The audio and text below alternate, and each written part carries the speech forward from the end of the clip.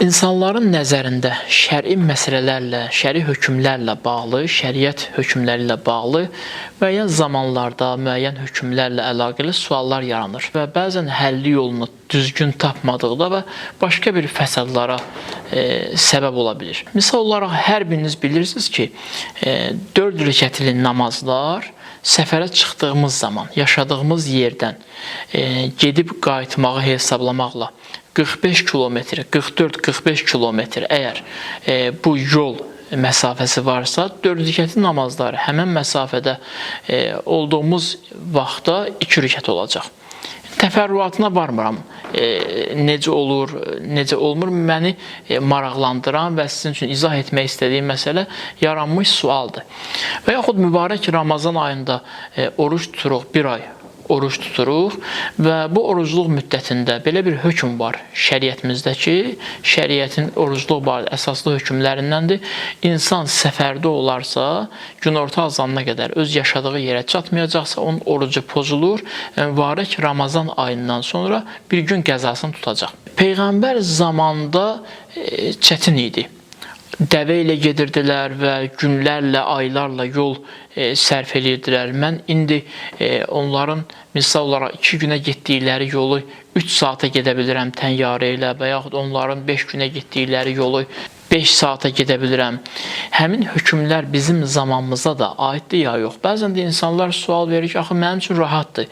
Mən elə namazlarımı da 4 rükət qılım, mən əziyyət çəkmirəm və yaxud Ramazan ayında müsafir olduğum yerdə, qonaq olduğum yerdə orucumu da tutum, ehtiyac yoxdur orucu açmağa. Bu suallar ünvanlanır mütəmadi olaraq. Bacardığım qədər bu suallara qısa, konkret cavab verməyə çalışacağım və çalışacağım ki, sizdə yaranmış sual cavabını tapsın. Qeyd eləyək ilk öncə, bizim dinimizdə, dinimizin qaydalarında bir üsul-i-din var, dinin əsilləri və furu-i-din var, dinin fər'iləri.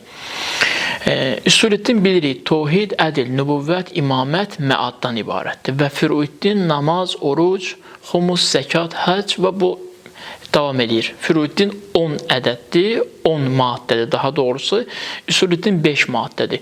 Üsul-i-dində düşünmək, düşünərək tapmaq bizim üçün olduqca önəmlidir.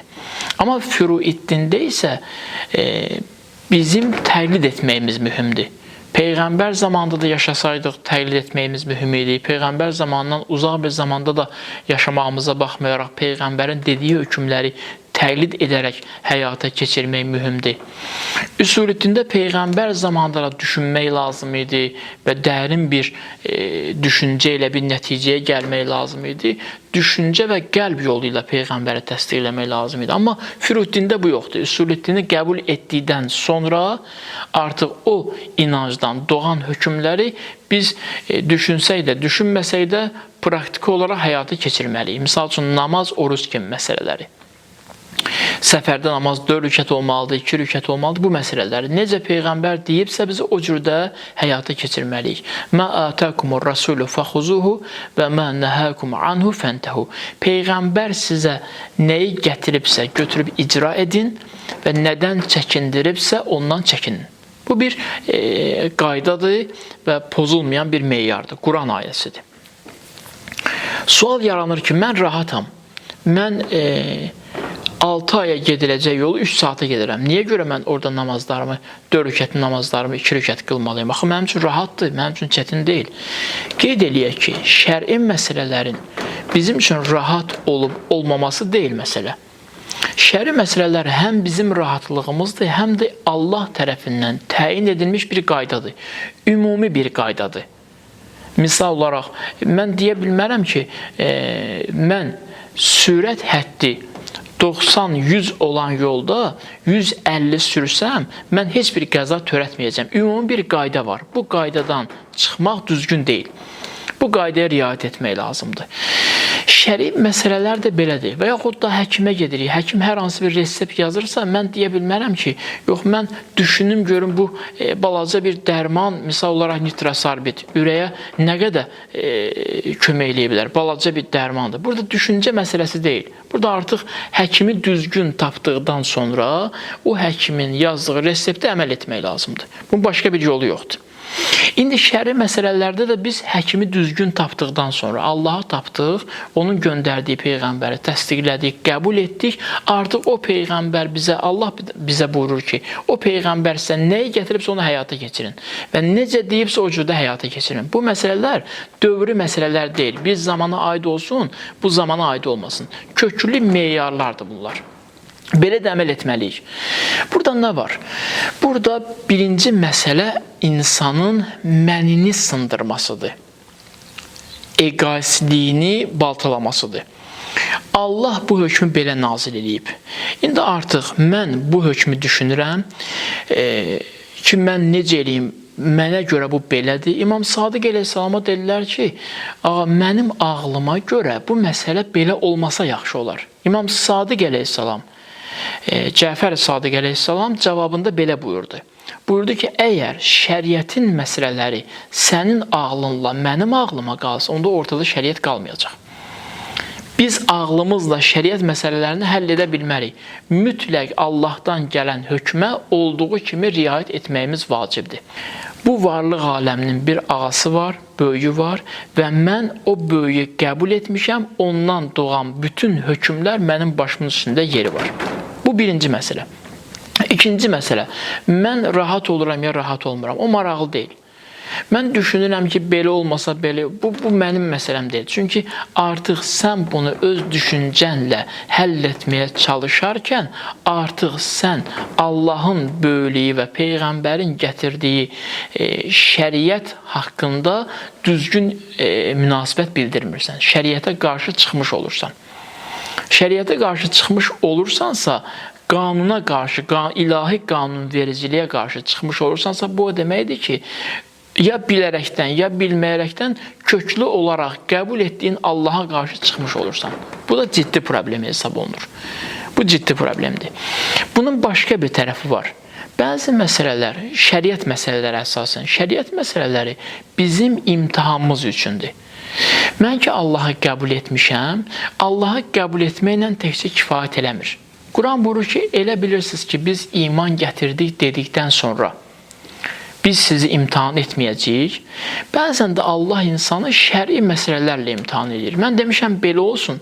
Amma bəndəm düşünür, deyir ki, yox, mənə görə belə düz deyil. Deməli, Allahın qanunlarının qarşısında bizim ağlımıza söykənərək hər hansı bir qanun irəli sürməyimiz çox absurddur. Bizim ağlımız onun hikmətinə, elminə qarşı, elminə nisbətdə olduqca aşağıdır. O səbəbdən də biz burada nə etməliyik? Biz burada yalnız və yalnız itaat etməliyik. Fikir verirsiniz, Quran-ı Kərim çox yerdə itaati vurğulayır. Bizim bəndəçiliyimizin əsas əlaməti də itaat etməyimizdir. Əgər mən düşünürəmsə, özüm bir yenilik kəşf edirəmsə, artıq burada bəndəçilik, Allaha tabi olmaq prinsipləri aradan getdi. Bu düzgün olmadı. Mən indi burada nə etməliyəm? Gəlirəm, deyirəm ki, mənə görə, diqqət edin məsələyə, mənə görə namazı 2 rükət qılmağa ehtiyac yoxdur. Elə 4 rükət də qıla bilərəm. Burada mənə görə ifadəsi var. Mənə görə ifadəsi elə bəlli eləyir ki, sən artıq burada hökmün vasitəsilə o məni sındıracaqdın, o egoizmi aradan aparacaqdın, kibrin, ücbün əlamətlərini aradan aparacaqdın ki, Allah deyib belə, Peyğəmbər deyib belə, mən də razılaşdım. Bunu aradan aparacaqdın və aradan aparmaq əvəzinə və bu müalicəni irəli aparmaq əvəzində sən gəldin hökmün qarşılığında öz ağlınla yeni bir hökm tətbiq elədin. Və bu hökm tətbiq eləməyin artıq insan ruhunda, insan qəlbində kibirə, ücbə daha da qida verdi, onu yemlədi və böyütdü. Və bizim onda belə olan halda şəriətə əməl etməyimizin bizə heç bir faydası olmayacaq.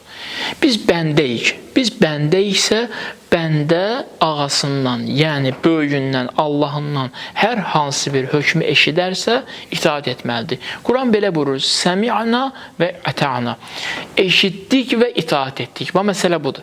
Əgər biz doğrudan da bənd olmaq istəyirsə, bu hökmlərin qarşısında itaat etməliyik. Başa düşmür yaxı, bu sual da verilir. Axı anlamırıq, bunun səbəbi nədir? Qeyd etdim, şəriət hökmləri ağılla hesablanmaz. İmam Sadiq əleyhissalamın dediyi kimi, şəriət hesabları hökmləri ağla sığmır. Ağla sığmadığı üçün biz burada nə etməliyik? Yalnız və yalnız itaat etməliyik. Müəyyən məzhəblər, müəyyən yollar var ki, onların şəriətləri ağılla hesablanır. Qiyas eləyirlər. Misal olaraq, gəlir bir qiyas eləyir, o deyir ki, bu hökmdə əgər bu iş varsa və deməli, onda burada bu bir hökmdə də, başqa bir hökmdə də bunu etmək olar. Burada ağılla qiyas edir. Ağılla qiyas etdiklərinə görə baxırsan ki, məktəblərində zamanlar keçdikcə onların məsələləri də dəyişir.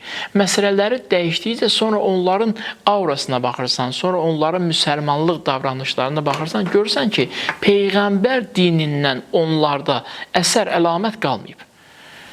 Əgər nəfslə yanaşsaq bu məsələyə, o səbəbdən də qısa konkret olaraq qeyd edeyim ki, o səbəbdən də şəriət hökmlərində 100% itaat etməliyik. Təyin etdin ki, bəli, bu sözü Peyğəmbər deyib, bu sözü Peyğəmbər dediyi üçün biz buna itaat edirik və salam, məsələ düzəldi. Deməli, sual verirəm ki, mənə maraqlı Allahımın razılığıdır, ya necə? Peyğəmbərin məndən razı olmasıdır, ya necə? Əgər mənə maraqlı Allahın razılığısa, Allah bir dəfə deyir ki, namazı 4 rükət qıl, bir dəfə də deyir ki, namazı 2 rükət qıl. Əgər necə deyirsə, o cür həyatı keçirsəm, çünki mənə Allahın razılığı lazımdır. Və mən də burada Allahın razılığını əldə edirəm. Əks halda ciddi problemdir. Və bizim bu şübhələrimiz, bizim bu suallarımız gələr bizim ruhumuzda köklü bir şübhələr yaradar. Nəticə etibarilə o şübhələrdən böyük fəsadlar doğar və sonda Allah uzaq eləsin, gəlib görərsən ki, Allahın öz varlığında da şəklər yaranıb. Peyğəmbərin nübüvvətində də tərəddüdlər yaranıb. O cümlədən də Peyğəmbərə itaat etməliyik, düzgün itaat etməliyik və bu itaat bizi Allaha çatdıracaq. Bu itaat Allahı bizdən razı salacaq.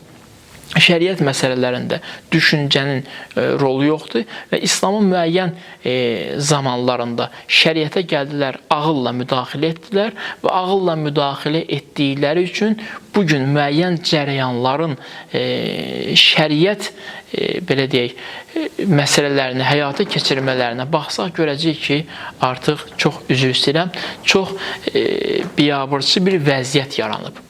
Bu vəziyyət niyə yarandı? Çünki Peyğəmbərin gətirdiyi şəriəti öz ağılları ilə başlarlar müqayisə etməyə, qiyas etməyə və nəticə etibarilə böyük bir fəsada düşdülər. Gəlib Allahu Ekber deyib istədikləri cinayətləri də elədilər. Çünki artıq Allahın hökmü onlara maraqlı deyildi. Mən xüsusiyyəti onlarda baş qaldırmışdı. Nəticə etibarilə bu cinayətləri də həyata keçirdilər. Deməli, şəriətin hökmləri bizim rahatlığımız, çətinliyimiz deyil. Əsas məsələ Allahdan nazil olan hökmə itaat etməkdir. Hətta ağlımız kəsməyən, hətta olsa da belə itaat etməyimiz vacibdir və bu ağlımız kəsmədiyi halda da, anlamadığı halda da itaat etmək bizim qəlbimizi hər cür pisliklərdən, mənəmçilikdən xilas edir. Əgər bu yol olmasa qəlbimiz o mənəmçiliklərdən xilas olmayacaq. Allahdan hər birinizə din və şəriət haqqında düzgün düşünməyi arzu edirəm və şəriətə düzgün, Allah istədiyi kimi düzgün əməl etməyinizi arzu edirəm. Vəssalamu aleykum və rəhmətullahi və bərəkatuhu.